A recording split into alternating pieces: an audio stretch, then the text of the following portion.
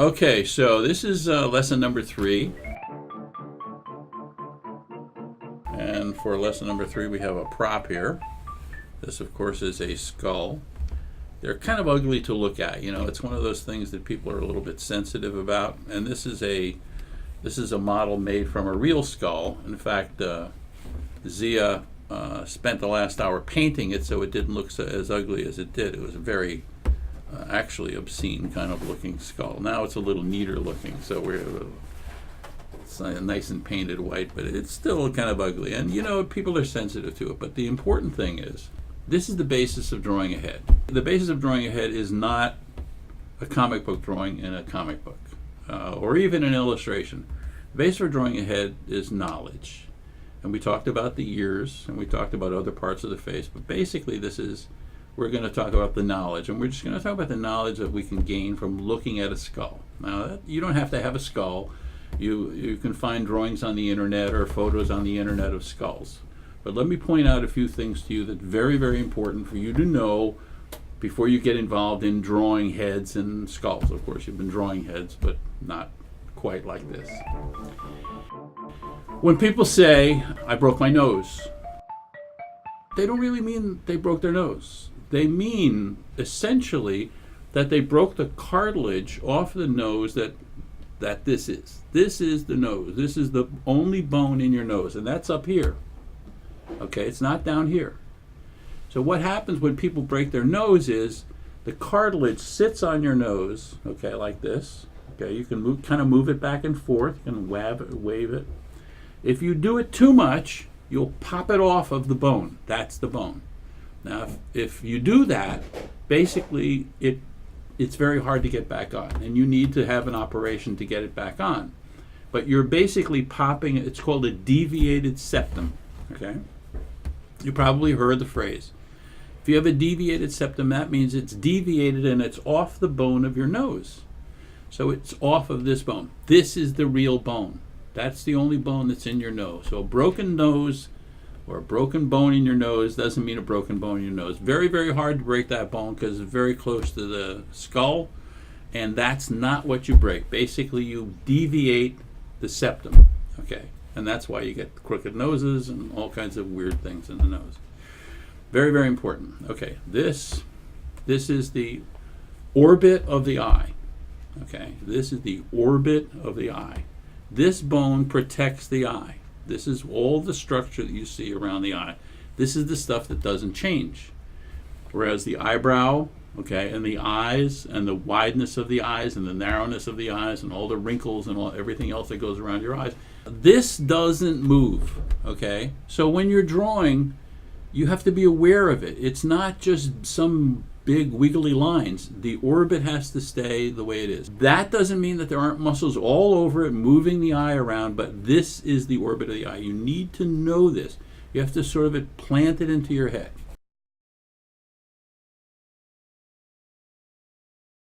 This is the cheekbone, right there. See that cheekbone? They call it the cheekbone. You see it? Actually, you can look through it. See there?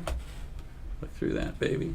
Okay. Why is the cheekbone there? The cheekbone is there to protect your face, okay?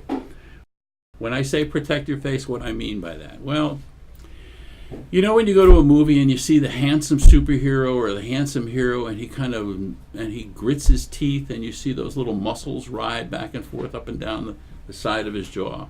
The question is, what are those muscles and what are they attached to? Well, of course, they're attached to the lower teeth. There's no muscles attached to the upper teeth because why? Because the upper teeth don't move. They just stay there. Boom, boom, boom, boom. These move up and down. So where are the muscles attached? So you could say, well, the muscles are attached over here and they go over here somewhere. No, they don't. This is where the muscles go. And it's very important for you to know this because it has to do with everything about drawing a jaw and drawing a skull. And I'm sorry if this sounds dry, but this is real art. We're talking about how these things really work. The muscles of this jaw attach to the jaw here, right there, and they go under the cheekbone, and they come up to here, and they sit along this edge right here. Now you're going to prove that to yourself because you're going to put your fingers on your jaw, and you're going to clench your jaw.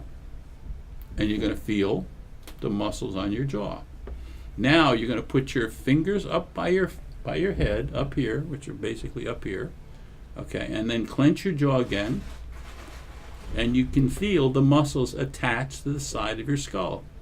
They're not attached to the lower part of your face, they're attached to your skull. That's why when you do a lot of chewing, you get a headache, because it's these muscles here that are getting tired. They go all the way down to your jaw, and that's what pulls your jaw up so strongly that you can bite a piece of wood in half. Well, maybe not in half, but it certainly bite a pencil. So this is where the muscles are attached, and they go in here. And if you really want to hurt somebody, you smash that bone, and now it loosens all those muscles. That's very bad. That's what Bruce Lee used to be able to do with that punch. Anyway, so the muscles attach here, all along this jaw. They go right under here, and they come out here, and they attach to the side of the head. And that's how the jaw works. Now, because of that, it's important for you to know this. See this little flange in here, where this jawbone is? You notice that the jawbone isn't falling off. It's not falling off. Why? Because it's embedded in the skull. Right underneath there, you can see how the jawbone fits into the skull in a little notch. So you don't want your jawbone dislocated from your jaw, because then your jaw is loose. It wants to be in that little notch on both sides. A little notch in there, okay? That little notch in there, so that it can pivot on that notch. Now, when we talk about that, and the importance of talking about that is that we have to know that that notch is pivoting your jaw down. So, when you draw a jaw as an artist, and the teeth are closed, the jaw doesn't go down. The jaw pivots backward. The jaw pivots backward. So the jaw pivots backward. The jaw doesn't go down. There's no way for it to go down because it's got a hinge over here. So it stays pivoting. It doesn't drop. So if you're drawing faces and you open a mouth, you don't want to draw that face, that mouth opening down. You want it to open pivoting back. A few exercises doing that with a skull will show you that, and it's very, very important. Tremendously important. This is where the spine attaches. Right there. You notice the spine isn't attaching in the middle. It's attaching back here under the skull. Okay, then you have the face, but that's where the spine attaches. So if you're putting your neck on the wrong place, your spine is not going to attach correctly. So it's toward the back, but not quite to the back. Got it? Very, very important. All of these things that are on here, after a while they become self-evident. It's because you've drawn the skull. When you draw the skull, when you draw the pieces, and then you start adding the muscles, then you discover, oh, that's how it works. And that's the important thing. It's not I draw like Joe Kubert, or I draw like Jim Lee, or I draw like Neal Adams. It's that you learn how to draw correctly based on real information that you can get almost anywhere. None of this has to do with the features. So we're going to go into the features. We're going to do noses and eyes, and then we're going to do faces. And now we're going to get a little bit more intense than we have been. We're going to draw a hero. Not a typical hero, but basically a hero. So we'll come and we'll draw noses and mouths, and then we'll go to the hero. Okay? I'm putting Yorick over here on top of my Dead Man pages, and we're going to switch the camera around. Okay. I'm going to roughly block out a few things here. I'm blocking out the orbit of the eye so we can see it. Now obviously, since this is a hole, we know we're going to cover this with nose. So it's a good idea to indicate where it is, because this is where the nose will disappear in the face, into the face. And of course, these are the teeth. So when you smile, you can't smile all the way out to the edge of the face. Got to be a little bit careful with that. So we're basically coming on to cheekbones. Remember we talked about cheekbones. So we can slide that out now. So we're blocking out of the face. we know that the eyes are approximately 1/3 across the side of the face. Take this portion, we take this portion, we take this portion, take this portion. They're equally divided. 1, 2, 3. That's your eye. Then you have, of course, the side of the face. But essentially, your eye is 1/3, and then there's 1/3 in the middle, and there's 1/3. So that's your eye. Of course, your eye is awfully big when it comes to if you don't have any eyelids. So here we have our eye, and we're going to put, if we want this person here that we're building to look at us, we want to make sure we have that middle line. Remember we talked about the middle line. Is it really the middle? Well, it really is the middle. Come right down to it. Anyway, here's the eyes looking at us. Okay. And here's the eyeball. But of course now we have the eyelids. Now, one of the things that's very important about the eyelids and the eye is that your eyelid is there to shade your eye. So your cornea, or the iris, cornea is the thing over it, the iris is the color part inside, always goes under the lid because you're shading the eye. So when you draw an eyeball or iris, you want to make sure you shade it a little bit darker than the bottom part. So you want to see the color around the bottom, but not so much up here, because you're making a shadow above your eye. Usually there's some reflection in the room, so there would be a reflection of some light, and then we darken the center. Okay. And you'll see lots of people that will do these lessons, and they will talk about all the detail in the eye. Right now we're talking about why things happen and under what circumstances. So why is it dark at the top of the eye? Because it's being shadowed by the eyelid and the eyelashes, okay, which are the same, pretty much the same in women as in men. Some women are lucky and they get longer eyelashes. Some people will wear a lot of makeup. Okay, so here is the eye. And now you notice that it's really not the eyeball. The eyeball is out to here, but that's basically the eye. Here's the eyebrow. Now, we're going to talk about the eyebrow for a minute. The eyebrow is hair that comes from out of your face. The hair that comes out from out of your face doesn't face the center of your eye.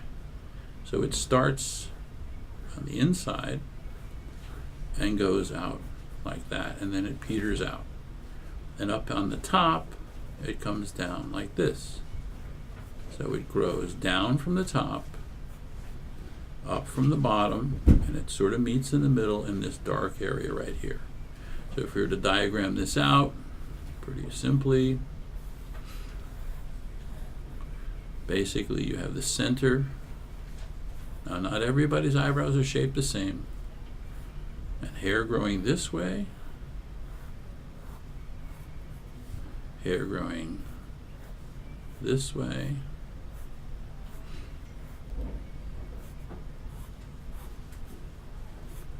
toward this center area right here. Now, again, with different people, different eyebrows grow differently, but they're not this. That's Captain Marvel. It doesn't work like that. The eyebrows go out, and of course they can get thicker, and you can add more hairs. And some eyebrows grow like that.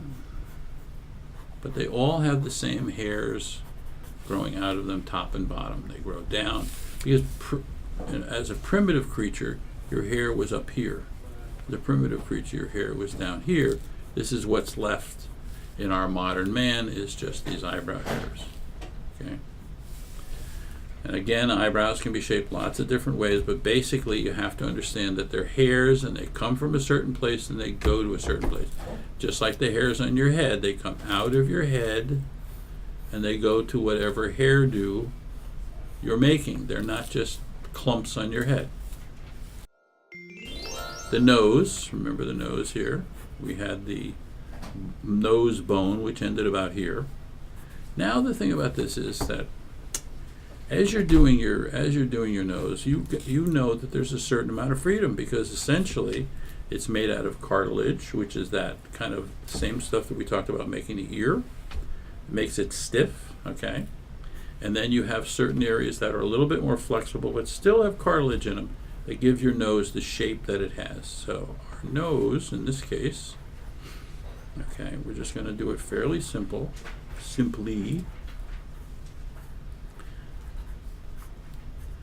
And we know that the nose essentially is split down the middle. We don't have to draw that middle line, but it's the same on one side as it is on the other.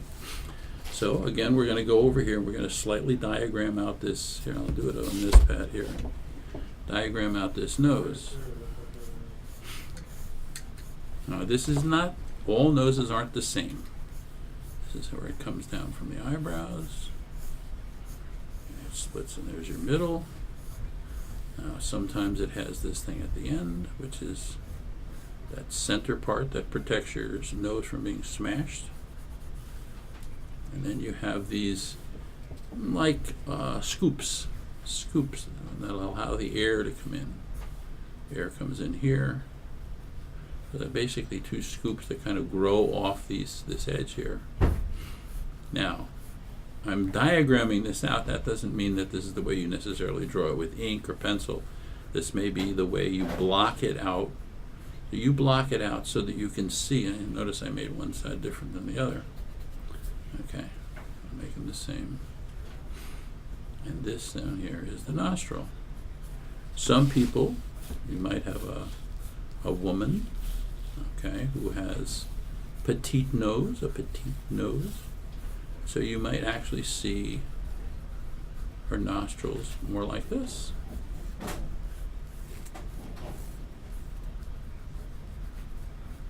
Like that. Now we're going to we can give it some lighting. Then we'll throw a shadow across. Like this. Can't go too far with that shadow, or else this falls into shadow.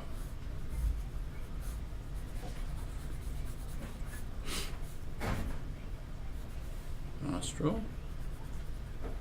And you don't necessarily from the front see everybody's nostril, or you just see a portion of the nostril. And some people you see a lot of nostril. Some people you see very prominent nostrils like this, because the nose is shortened and petite. Okay. Okay. Now, understand that this is what's underneath it. Okay, that's what's underneath there, and that's where all the air goes. And when you're stuffy, it doesn't go. So the nostrils go up into here, and then arch back, and they go to the back of your throat. Arch and go back. And then there's empty spaces up in here, which they call the sinus cavity. We're going to go into the mouth.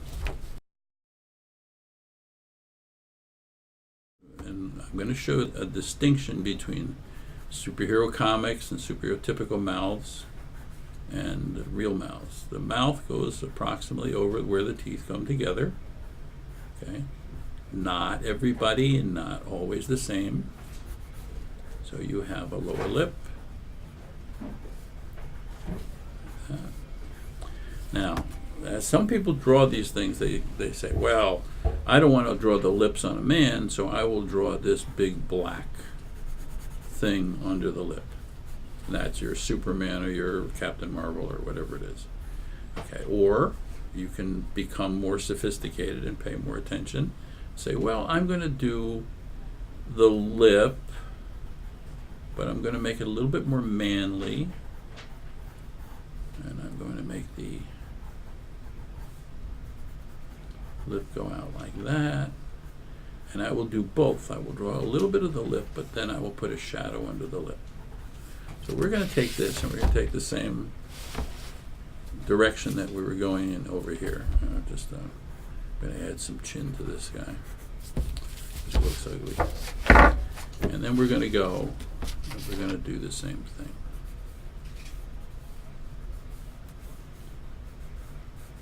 Under our broken nose up here.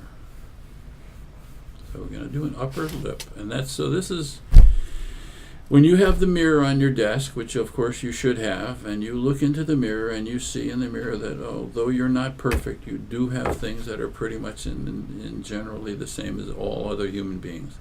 It's a good idea to take the time and draw yourself a number of times, the way you see yourself in the mirror. And if you think it's going feminine, don't worry about it. It's really not important. And the girls, if you think it's going masculine, don't worry about it. Everybody's mouths are the same, okay? It has to do with accenting them, has to do with how they hold them. Men tend to be more clenched lipped. They have longer upper lips as often as not.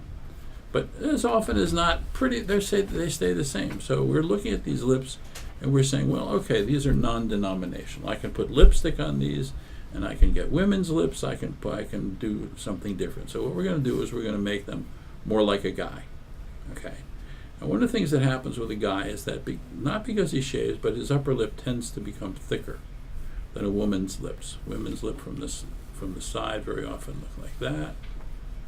Okay, from the side, a guy's lips can look like that because they're more the upper lip is more prominent. So we're going to add that to the art. We're going to go out and we're going to add that to the art. I'm going to relax it in the front. Okay. We're going to thin the mouth a little bit because men really aren't used to posing in front of a mirror with their lips pursed, as lots of women tend to do because they see it in the fashion magazines and they think it's sexy. And it is sexy, to tell you the truth. It is kind of sexy.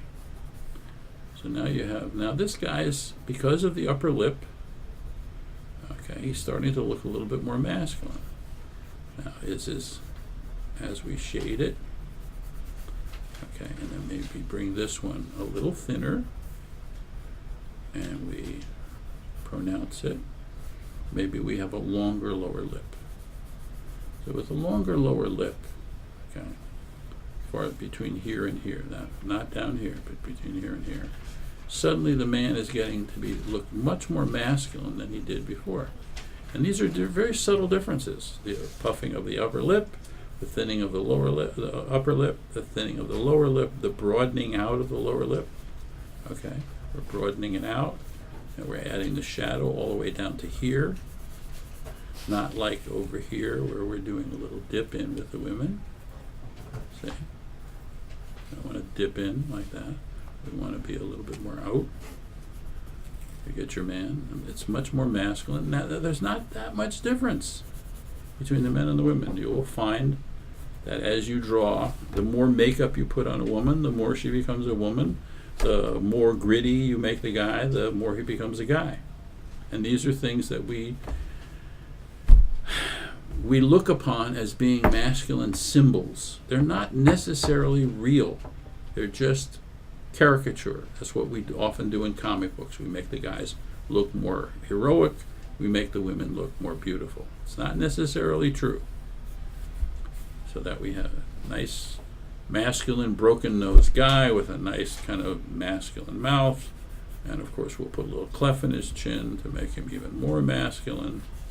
So we're definitely headed for the masculinity of this guy. Okay?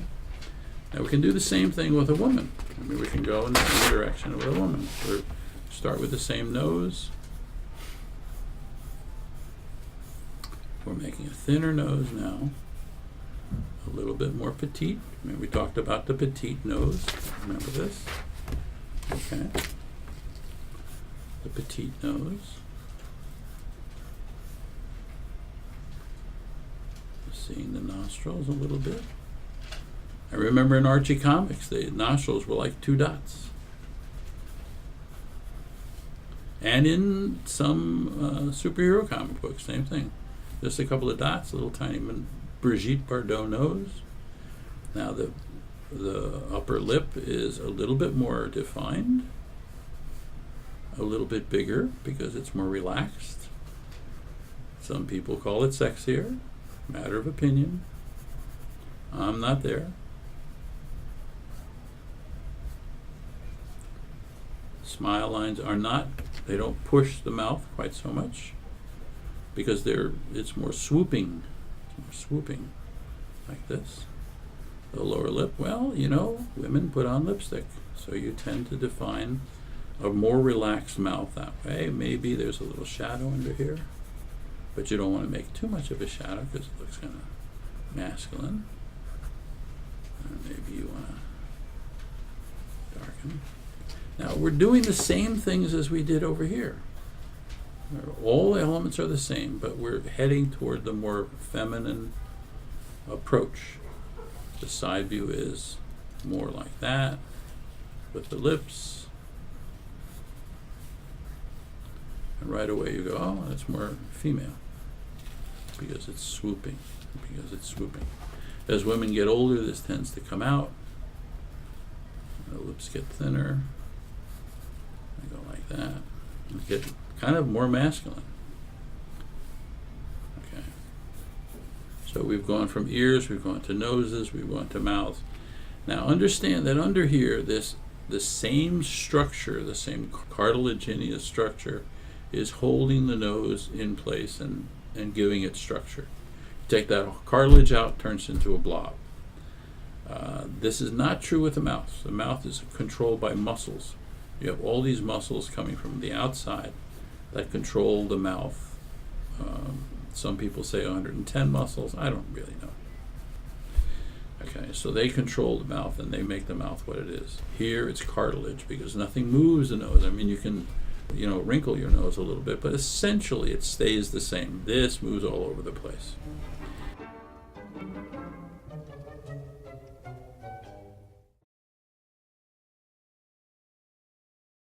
We see the bone, the actual bone of the nose. So we're going to build our nose out from there. And we're going to see our eyebrow.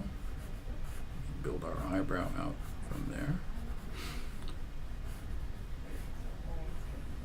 Now what you will often see in artists, young artists' work, is as they do the eye from the side, somehow they put in a half an eye. Really, you're only going to see a third of the eye.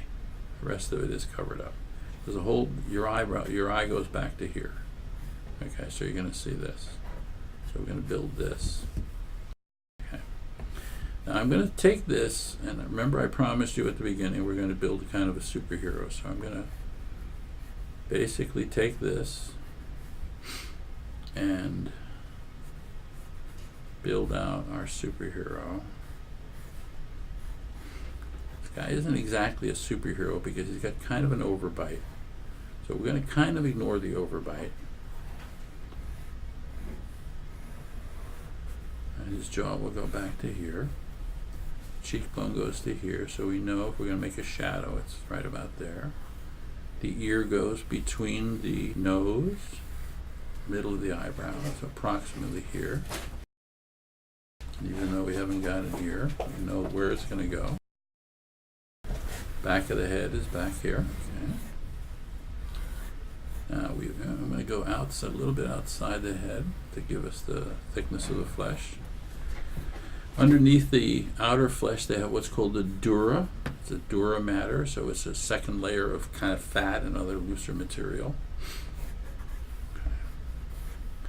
Then, of course, we know that the center of we know where the neck comes out of the skull. We talked about that. It comes near the back, but not quite at the back. So the spine goes right about there. And of course, you have the throat, which sits on top of everything. And then you have the muscles that come down from the ear.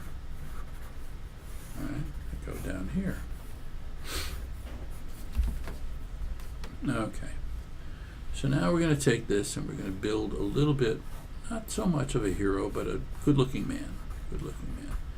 Good-looking man, we're going to give him a little thicker brow. A little thicker brow. And little thicker brow. Going to make a little thicker eyebrow, kind of Captain America-like or Superman-like. Okay, but now we're going to shape it properly.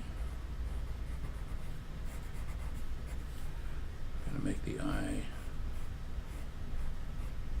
flap that's above the eyelid so that they practically come together in the front, which looks a little bit more heroic. Give him fairly thick eyelashes, cornea. We'll make him kind of squint a little bit because he is a superhero after all. Because those are based on squinty-eyed cowboys, you know. Cowboys are the best heroes because they squint because there's so much sun out there. Now he's got a fairly prominent nose. I don't know if we want to keep that nose. Obviously, whoever this person was had a very prominent nose because you can tell from that bone that's under there. So we're going to back off of that just a little bit because we have the ability to do that because guess what? We're artists and we're in control of the world. We're going to make a nostril that kind of goes back like this. And again, these are things you can study on your own face and see these things very, very clearly.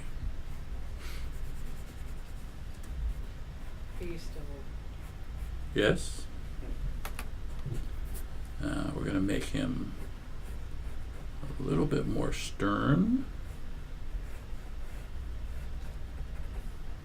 I'm going to darken his upper lip. Now remember I said he had kind of a weak chin. We're going to make his chin a little bit stronger.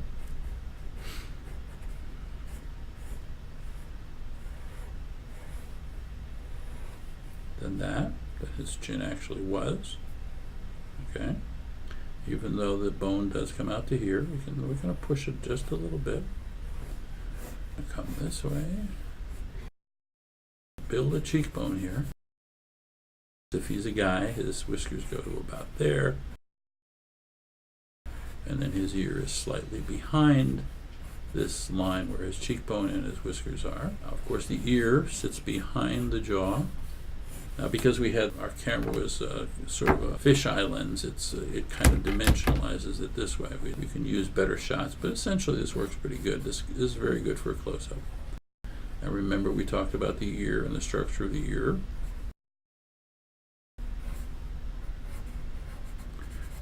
The loose part, the flap of the ear. Okay. Go around here because, you know, guys do have lines in their faces. Unlike women, so they kind of look better when they have those little bitty dips and crevices and stuff.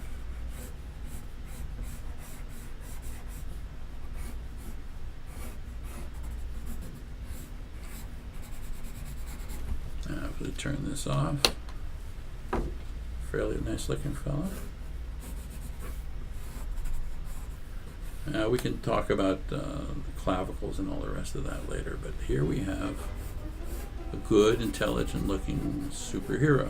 It could be Captain America, it could be Superman with a different hairdo, it could be Batman. So all of these things come from the things that we've learned that are in that skull. I know it seems a little strange because that's an ugly-looking bugger, but there you go. There's where it comes from.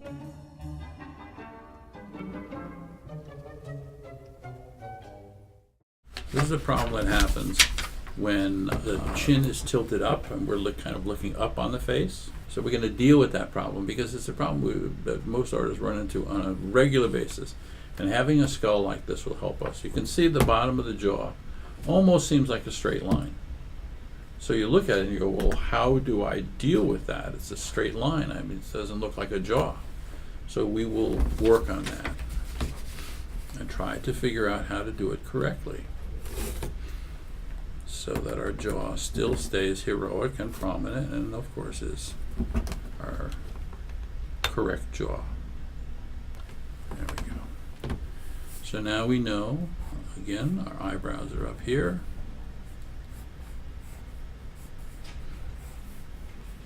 Eyebrows. Of course we've got our orbit of our eye, which we want to have. And we have our nose, which we want to have. Having this stuff available to us, whether we trace it or we draw from a skull, is paramount in importance because everything balances out and it becomes so much easier to draw. After a while, it becomes a kind of a shorthand.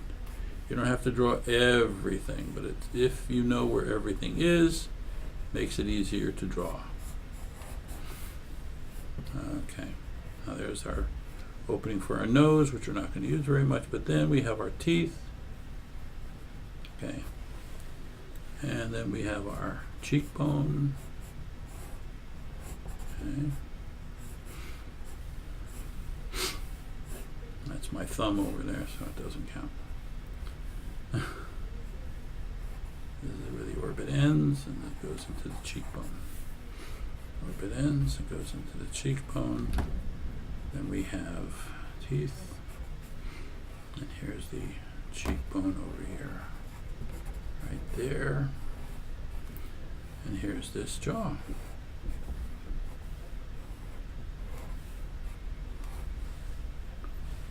Okay. Now we know back here is the spine, comes out of the neck, back of the head. We're basically locating everything so we understand where everything goes. Okay, so now of course it's a skull and it really doesn't mean anything to us until we start building on it. So we have this, other side of the jawbone. Now, so let's start. We want to put our eyes in the orbits.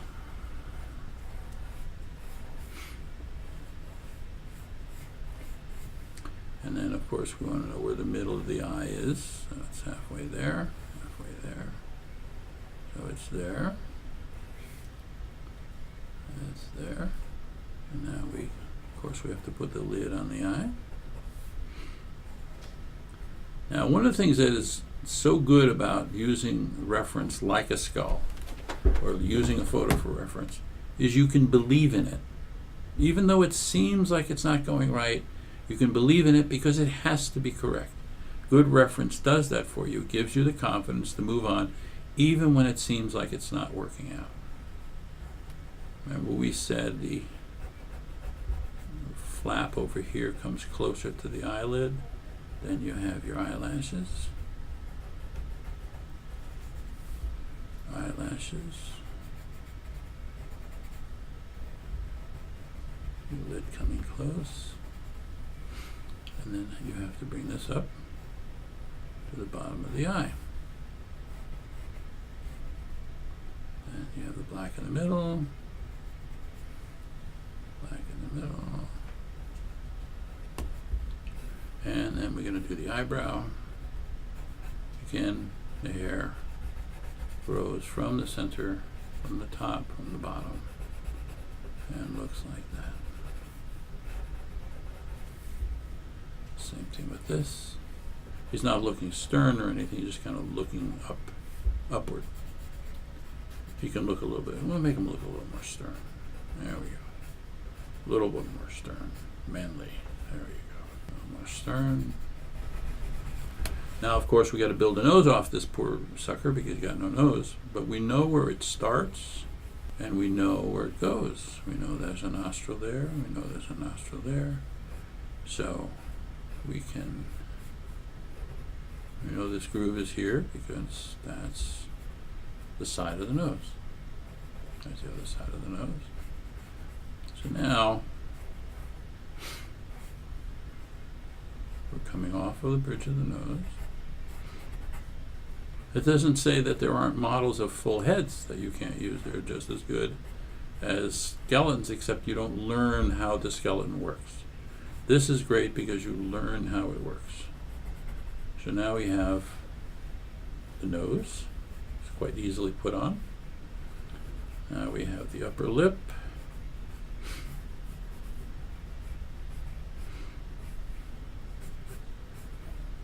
Okay.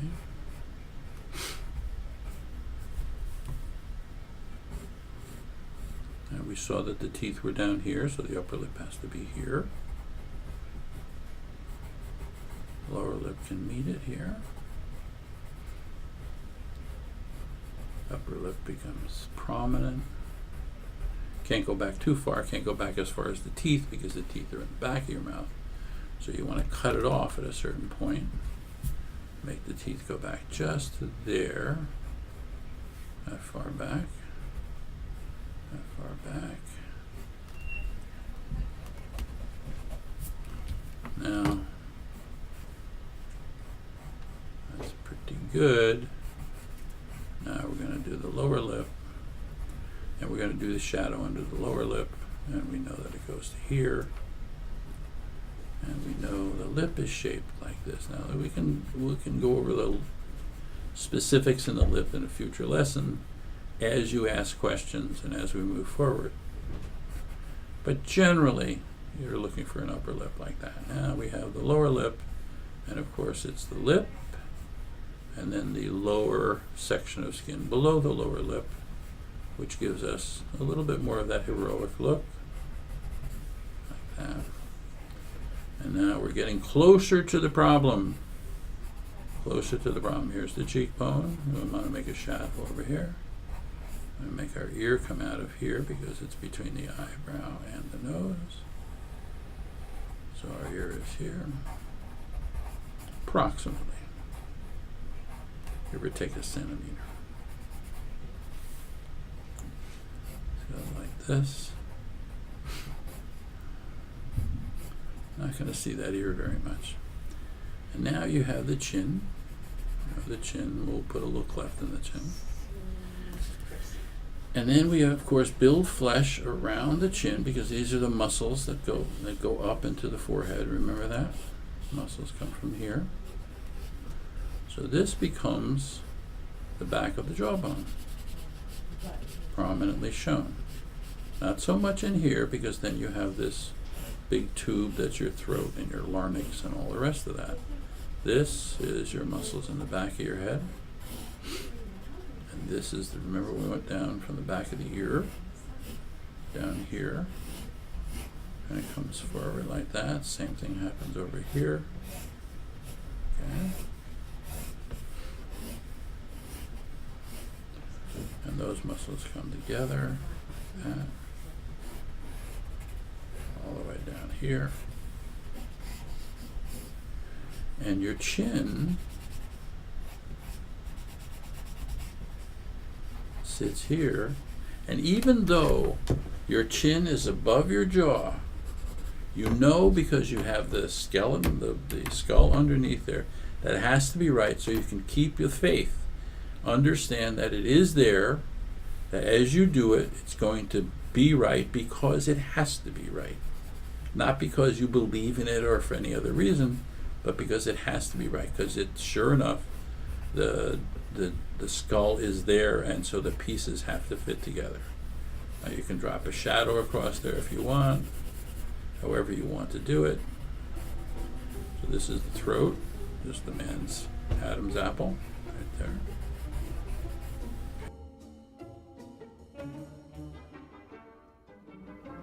We shall call this the Gil Kane shot because Gil Kane is probably one of the only artists that would attempt to do this shot, even though it's available for everybody to do with the right tool. So remember that and don't be afraid of it.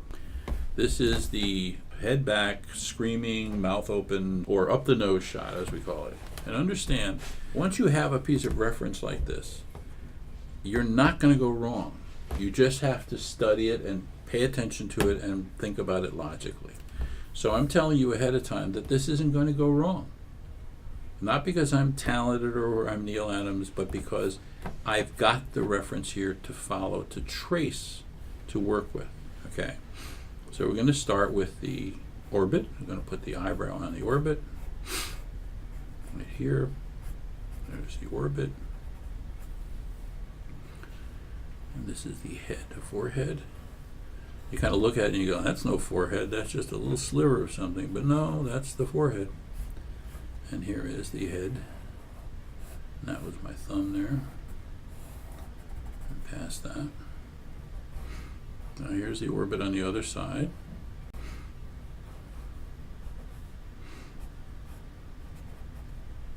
There we go. The bottom of the orbit. Bottom of the orbit. Now here is the bone of the nose, and you understand that it's not much of a bone, just sits in the top there. But in this case, it's right at the top of our skull. Here's our opening.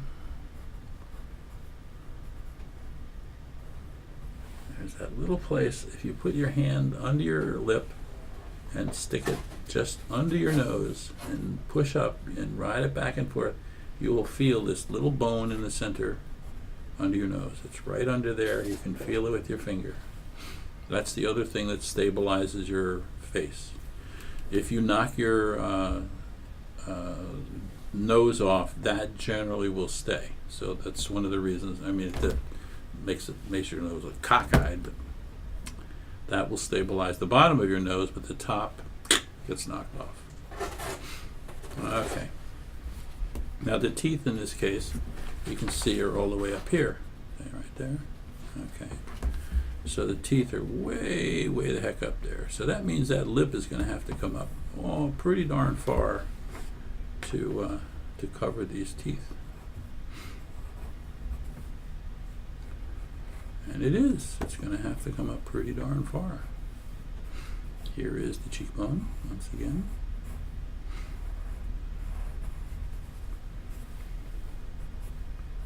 Here is the jaw. There. Bone that goes in. Back of the skull. This. You're going to look at this and you see the teeth go right there. Now you don't necessarily want to see the inside because there's all the sinus cavities. It really doesn't mean anything to you from the point of view of growing. You need the bottom teeth because we're going to see some of those. Okay. And over here is, see the cheekbone right there? So we're going to go around, do the cheekbone. It's like this. And that's the back of the head over there. Now that's pretty extreme. The other part of the jawbone. And the bottom is about the same as the other one that we did, except the top of the head is tilted pretty far back. Remember, this is the jawbone. Goes like that. Teeth are here, here. Teeth, as we can go into teeth in our next lesson. There we go. We got it, and of course back here, spine, like that, and then the back of the neck where the muscles connect, then the back of the ear when we can put it in the ear yet. Here we go here.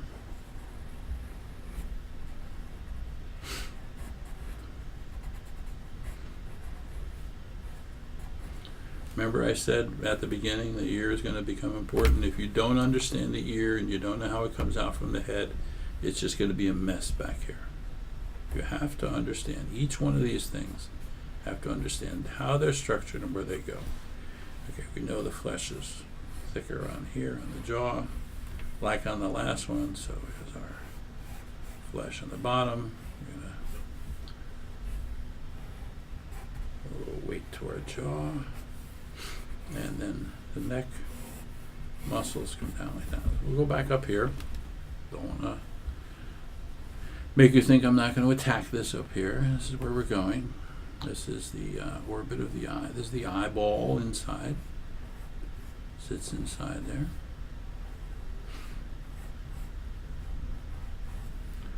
And this is the iris. Looks a little scared, this guy. But that's the iris.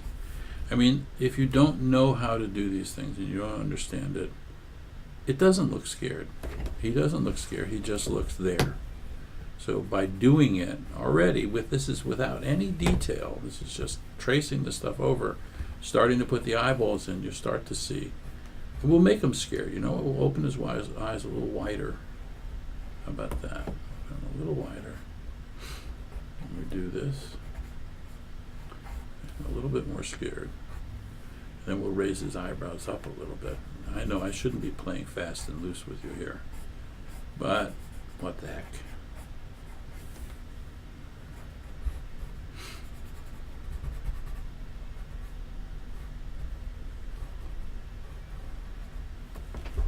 maybe I shouldn't do that, but it seems like fun.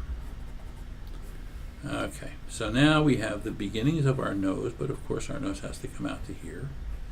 So we'll build the tip of our nose. Oops. And what's going to happen is we're going to build the tip of the nose to come down to that little thing, little bone down at the bottom. Means we have to erase some of this stuff out. There we go.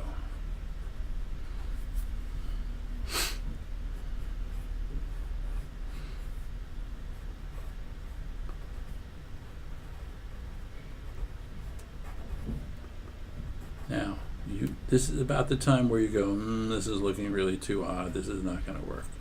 This is when you have to remain faithful to what it is that you're doing. You may not feel like it's doing the right thing, but it is doing the right thing. Our lips go beyond the teeth and go beyond, in fact, the nose. So here's our teeth. We can have our teeth in here. But our lip has to come out beyond the teeth.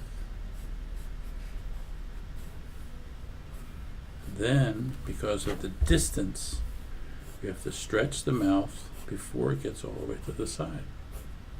So we're going to stretch the mouth, and we're only going to see these few teeth down here.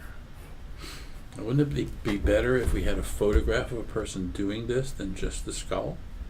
That's why the better your reference, the better your artwork is going to be. So having a person pose like this, once you understand the skull, let you know where everything is and why it's there, then you can, with confidence, you can trace a photograph that does the same thing. If you try to draw this without all these tools, almost impossible.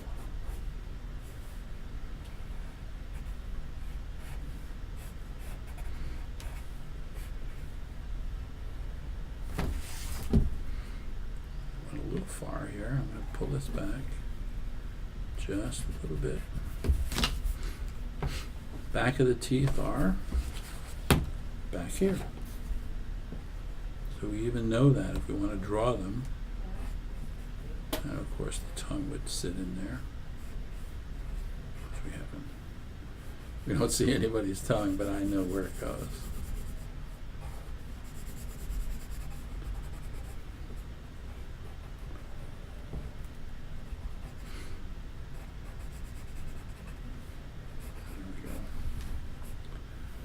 Now, I'm going to cover the cheekbone. Shade it like this. Cover the cheekbone. Shade it like that. We don't want to see that back down there. We don't need to see it. Okay. We're going to cover the jaw. We're not going to make him look cadaverous or in any way weird. We can make him almost handsome. Right now he doesn't quite look handsome, but he will.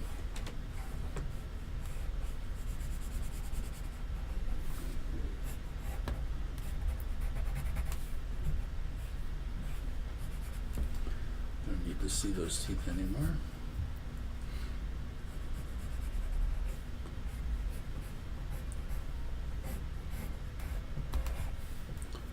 Cheek.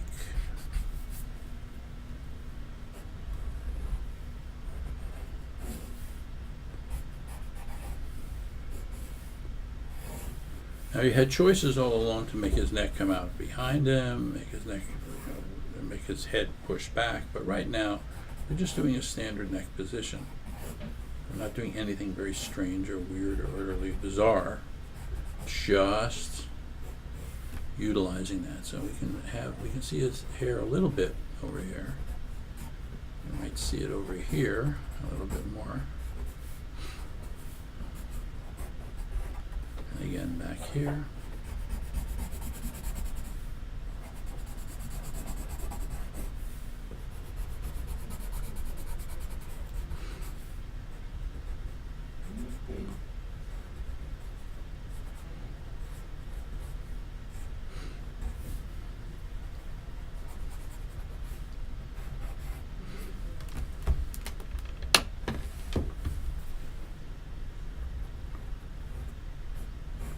Very hard position to do. But not really hard when you have the reference.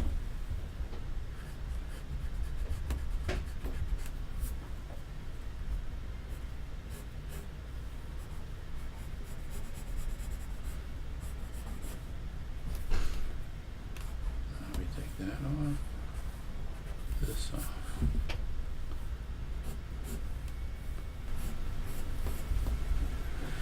Okay, so there you go. Reference helped us. For our next video, we're going to go a little bit more into the anatomy of the body. And if you have any questions, I want you to write your questions. And we'll answer questions along the way as we're doing the next lesson. Okay? Don't be frightened.